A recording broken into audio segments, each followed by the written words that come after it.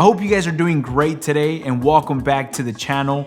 Today I want to talk about the Digitakt by ELEKTRON and give you guys my thoughts on this machine. I actually just picked it up a few weeks ago and wanted to test it out in my workflow. As you guys know already in my channel, I do sample-based hip-hop music, and the Digitakt is something that I wanted to test out and just see how I found myself with it. So what I'm gonna do today is I'm gonna go through a beat that I created on the Digitakt, and I'm gonna just kind of go from beginning to end and just point out a few things that stood out to me that I would love to share with you guys, and how it's helped me be a little more creative when it comes down to making music. I'm used to the MPC workflow. I'm used to the samplers from an MPC background. Get your samples, chop them up, slice them up, and make a beat. The only problem with that workflow is that sometimes I've noticed that I tend to do the same sounding beats, the same style of beats, and there's days where I feel like it's just repetition. Now with the Digitakt, I felt like it just flipped me upside down and it changed everything for me. And that's something that has stood out to me so far the most. And that's something that I've been loving of this machine. Now from the beginning, I've noticed in order for me to import samples into the Digitakt, I don't have a micro USB card or a SD card or anything like that as we would on the MPC one. In this case, I actually like what it does. It's actually through a USB cable. I hook it up to the Digitakt and into the computer, and using the transfer application that it comes with, I'm able to drag over my samples that I download from Splice or anywhere else, and I can just drag and drop it into my plus drive. Once I drag over that folder in there, automatically I'm able to go into the Digitakt and start searching for the samples that I dropped in there. Now, loading samples in the session that you're working in. When you load samples into your session, it's kind of like the MPC one where I go to my browser and I start loading these samples one by one. Now, it could feel a little tedious in the beginning. I was a little frustrated. It took me a little longer than usual, but I feel like after a few days of repetition, I've gotten a little more used to that workflow and it's gotten a little quicker for me. Now, once I have my drum samples on each track, in order for me to record my grooves on the Digitakt, it actually has been very fun, and I think this is where I really have enjoyed this workflow. You guys can either use a step sequencer and just punch in your kicks, your snares, and your hi-hats, which I've been doing most of the time, but on this beat that I was working on, I decided just to hit record and just enter my notes just by ear and feeling my groove.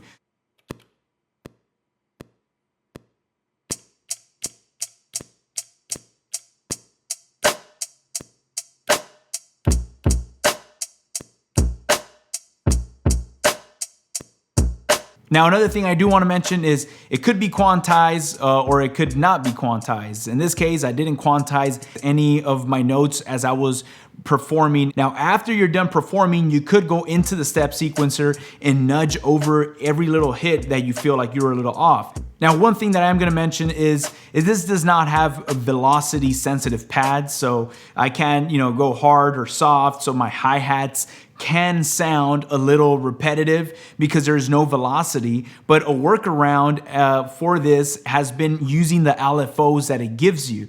At least on my hi-hats, I've been just laying down my hi-hats with my natural groove, and then I go to the LFO section and I engage velocity changes. And once I engage this velocity on the sample, I'm able to go from notes that sound pretty loud to medium to low. So it just fluctuates and it varies my groove and it feels very good.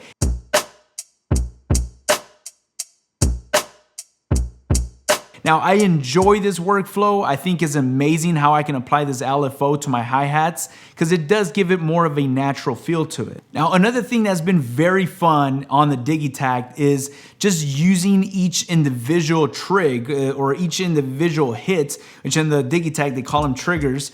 You're able to hold down each trig and just nudge it forward or backward a few samples. And it's been awesome just to lay down notes here and there and nudging them left or right, just to kind of create a ghost kick or a ghost note and just to throw them in there every now and then. And as long as I'm holding down that trig, I'm able to change the position of where it's at, and I'm also able to change the velocity, the frequency of that.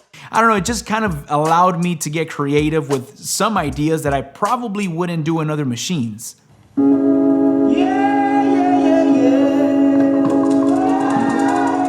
Now, sampling. Sampling is a huge deal for me. Coming from my MPC-1 or my 2000 XL, I love sampling records, so this is huge for me.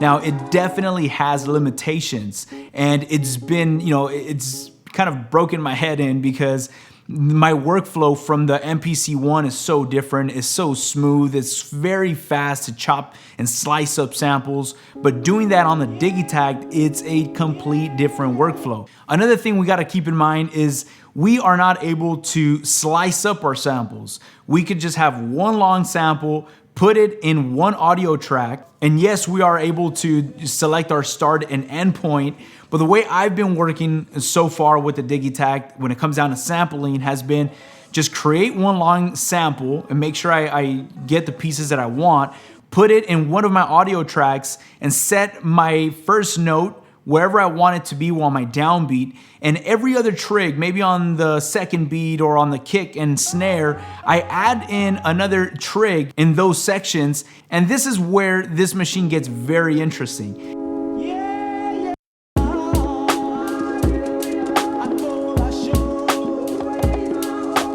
Using the parameter lock feature, I'm able to just hold down a different location on my grid, and I'm able to just select as I'm holding down the trig, I'm able to select a different start point.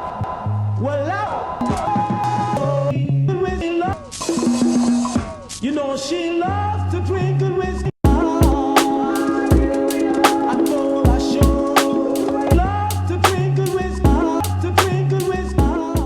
And as I'm selecting a different start point, it's kind of like having different slices in one track. Hopefully this is making sense, but it definitely does allow you to have different slices of the same sample in one track. And that's how I've been chopping up my samples. It does take a long time. It's not like the MPC-1. The MPC-1, you'll do it within seconds. So definitely, if you are just trying to sample beats and do hip hop beats on the Digitakt, you can do it, but it's frustrating. And I feel like it's just not intended for that style of music. Might as well just purchase an MPC and make your life so much easier. But obviously the review does not end now. There's some other stuff about this machine that stood out to me that is gonna make a huge difference in our workflow. Now let's talk about the filter, the amp, and the LFO section. This is the part right here where I feel like this machine shines. And this is the part where it just hit me in a whole different direction from what I'm used to. And when I started messing with these parameters, that's where I saw this machine shine for me. And it made me come up with sounds that I've never thought I could come up with.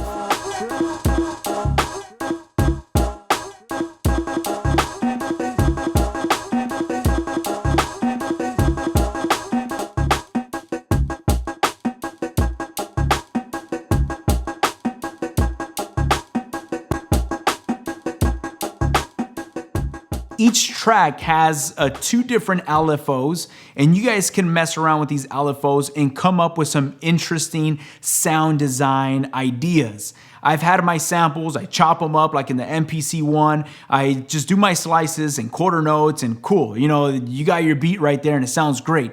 But on the Digitakt, I've done different, just completely different ideas. Now, do they sound good? Do they sound bad? I don't know, but they are creative ideas that have been pushing my limits and that have been pushing my creativity to use these LFOs and come up with sounds. Now, for me to manipulate my audio or my sounds on the Digitakt has been fast. It's just all creativity versus on the MPC-1, I could add effects, I could add filters and LFOs and all that, but it just extra steps that as I'm creating these plugins and adding this and adding that, like my creativity kind of escapes in the middle of putting plugins in. With one sample, I'm able to create different variations of sounds within a few minutes. Now, like I did mention before, you are able to hold down a trig and lay down a variation. So you are definitely able to switch around your pattern so it just does not sound repetitive. In this case, with this beat, I have my hi-hats, and on every other beat, I add an extra hi-hat, but I don't want it to be in every single loop. So what I do, I hold down those two trigs and I just make them at a 50% trigger. So what happens is it has a 50% chance as it loops around that pattern that those hi-hats might get triggered. So sometimes they get triggered, sometimes they don't. I can put them at a 50% or at a 20, at a 40, at an 80. And what I like about that idea is the fact that I'm never gonna have an exact same loop. It's always gonna be a variation. And you can switch the velocity of those extra trigs. You can switch how they sound. Like you could customize every single trig that goes onto your grid however you want. And those are patterns that I can create on the Digitakt that I probably wouldn't have came up with on my MPC-1 or in Ableton. So it's definitely pushed me to create new ideas that I never would have came up with. Now let's talk about exporting your project. This has been the easiest workflow to export my tracks into Ableton. You simply use the Overbridge feature that it comes with, which you just plug in your USB cable on your computer, open up Ableton, and as you're running that application in the background, you're able to hit play and record on Ableton, and it tracks out your entire beat on each separate audio track. It's not only that, but you're able to perform with your mutes and unmute and have fun while you're tracking into Ableton. So you already have a few cuts and bridges as you're tracking into Ableton. So that pretty much wraps up a few things that have stood out to me on the Digitakt on my workflow from start to finish. As I'm building tracks, I'm getting to know this machine more and more. That's where the machine really shines, and that's where it gets very fun. You gotta understand it and give it some time to get a hang of its workflow. So with all this being said, is the Digitakt right for you, or is it not right for you? Are you gonna skip on it? Like I mentioned in the beginning, if you guys are trying to get into sample-based hip-hop beats, kind of like the MPC workflow, just sample beats into your machine with some drums, I don't really feel like this machine would be right for you, and I don't feel like you'd have that much fun with it. I mean, you can use it with that style of music, but it's gonna be a headache. In that case, I might as well, for the same price, I would buy an MPC-1. It will help you with that workflow. It's much faster. But if you're trying to get creative and come up with different sounds and use the effects that this machine has, the LFOs, the amp section, the filter section, to manipulate your samples. Now, I know it might sound a little like, man, it's only like 3 different sections with the effects, but believe me that there's a lot to it, and it shines very beautiful once you understand these parameters. So far, at least for me, I'm still learning a lot about this machine. I'm still getting to know it more and more every day. And the more I get to know it and the more I get to understand its workflow, I feel like I'm falling in love with it more and more every time I use it. So that's pretty much it, guys. Again, I appreciate you guys taking your time. And one last thing, guys, I do want to say for those of you that do own a Digitakt machine, please let us know down in the comments. I'm sure there's so much stuff that I missed out. Like I said, I'm still exploring the machine. Let us know down in the comments some suggestions, some references that could improve our workflow. And also let me know what you're using it for. What style of music are you using it for? And yeah, guys, thank you so much for tuning in. I appreciate you guys taking your time and checking out this video. I hope you guys found some value in this. And if you guys have not already, make sure you guys hit the like button if you enjoyed this video, and also subscribe to my channel for more content like this. Thank you guys for stopping by. You guys have a blessed day. I'll catch you guys on our next video.